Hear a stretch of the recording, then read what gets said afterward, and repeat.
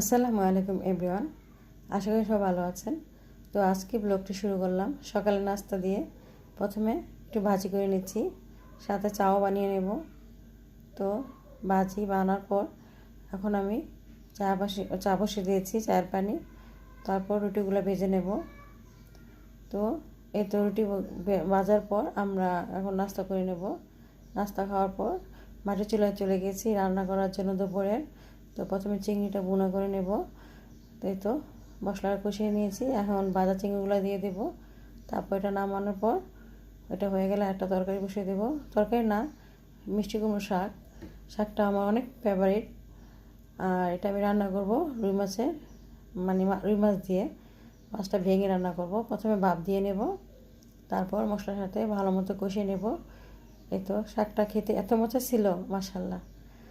আর রান্না করব লাউ, চিংড়ি দিয়ে লাউ রান্না করব। তো মশলাটা ভালো মতো কষিয়ে এখন কেটে রাখা লাউগুলো আমি দিয়ে দেব। আসলে রান্না তো সবাই পারে, কিন্তু এক একজনের রান্নার স্বাদ এক এক রকম। আর বিশেষ করে মাটির চুলা রান্না করার স্বাদটা অনেক ভালো আসে।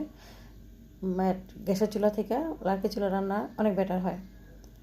তো এই তো লাউ রান্না শেষ, আমি এটাকে ধনেপাতা নিয়ে নামিয়ে নেব।